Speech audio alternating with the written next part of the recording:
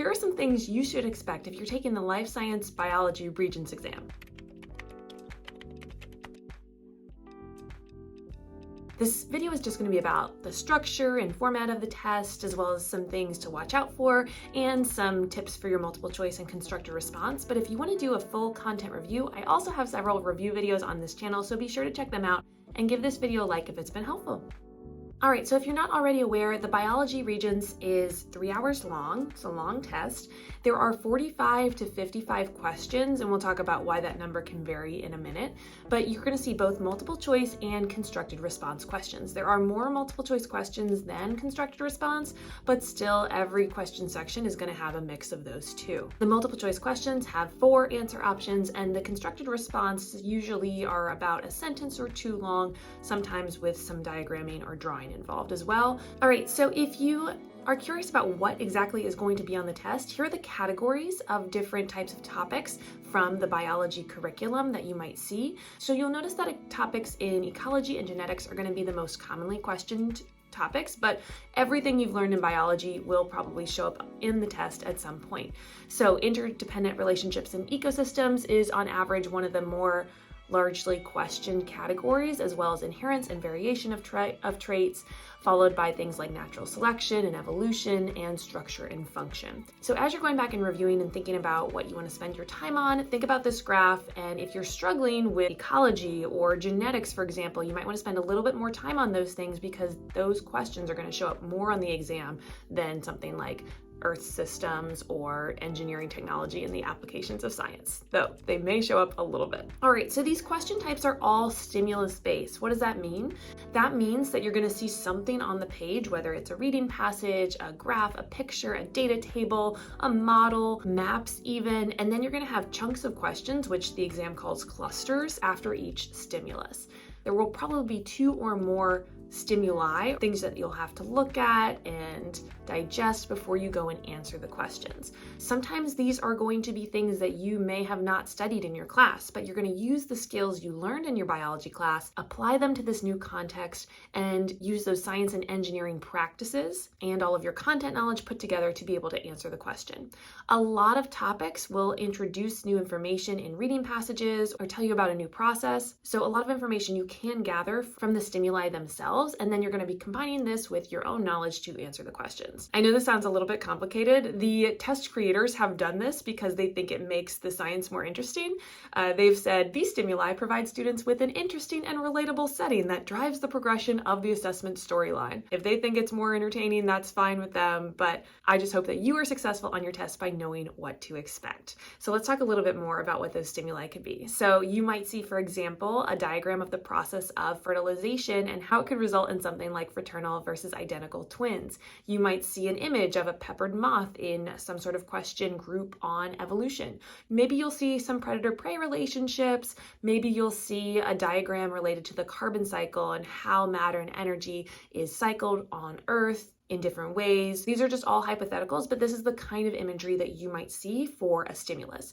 Reading passages too are huge, so make sure that you read each section carefully before you go and answer the question. So going back again here, remember you're going to see that stimulus or multiple stimuli and then go through it, and then there'll be questions that follow both multiple choice and constructed response. Now, the amount of questions after a stimulus is going to vary, which is why year to year there might be slightly fewer, slightly more questions, but it's all going to stay in that 45 to 55 range, and you will always have 3 hours to take the test. You can take a look at past tests in the Regents biology category. Now that the exam has had a few cycles, we have a few more documents to go off of. It's not brand new anymore, and I highly recommend doing that as part of your study process, especially if you want to know what this test looks like and how the questions are divided up. It's really helpful to look at some of these stimuli and see what kind of things that you're going to have to digest going into the test. One of the things that people said very frequently after the first administration of this test was that it felt like a reading comprehension exam because there were so many passages to read and digest before they answered the questions. But if you're prepared for those stimuli, you'll be better off on the day of the exam. When you're doing your written response or your constructed response, you're going to be writing in pen in your answer booklet. You will be provided with scratch paper and a 4-function calculator to help you with your work if you want to jot down ideas or diagram out something on your own. And then of course the calculator is there. Calculations will be minor, but you will get that calculator if you need it. For multiple choice, make sure that you look at the differences in each answer option. Very frequently, we see very long answer choices with a sentence or two or a compound sentence. So you're going to need to be able to read this very carefully. It's not just going to be a memorization quiz about parts of the body or parts of the immune system. You're going to have to read through usually a cause and effect like statement and read the whole statement carefully. Now, a lot of times you'll have several statements that are going to be very similar, but they might differ in a little bit of their wording. So maybe the answer choice will just swap something like increasing or decreasing, or highest and lowest, or greatest and least.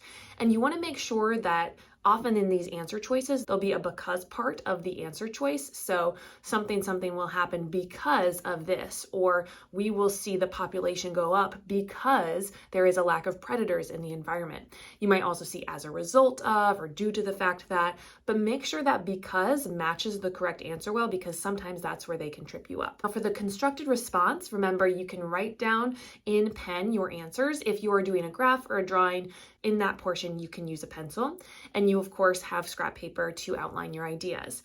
You get 1 credit or 1 point per constructed response correct answer, just like you get 1 point for each multiple choice correct answer.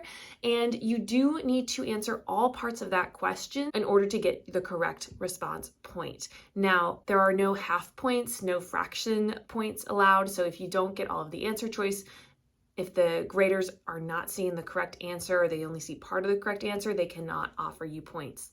Another thing some students like to do is write multiple ideas that they have for the answer to the question, but if you have multiple answers in your constructed response, they are only going to be able to give you points for the first thing that you wrote down. So make sure you're writing down your best and only correct response for these constructed response answers. You're not just listing a bunch of potential responses, because the graders won't be able to go through your list and give you a point if you happen to say the right thing, but there's other incorrect things on the page. Make sure you answer all parts of the question. Often with the constructed response, there's an and. Make sure you are getting the full components of the question in your answer. This could involve multiple sentences or longer sentences. It's not about being super grammatically correct. Obviously, you want the graders to be able to read your responses, but make sure you do say, a lot of times, you're going to say what's going to happen. You might say this particular claim is supported by this particular evidence. Make sure you read all the parts of the question and get all of them in your response. All right, that's it for what to expect on your biology Regents. Please let me know if you have any questions in the comments below, and be sure to check out some of my other resources to help get your studying done for this exam. Good luck on your exams. Give this video a like if it's been helpful, and I'll see you later.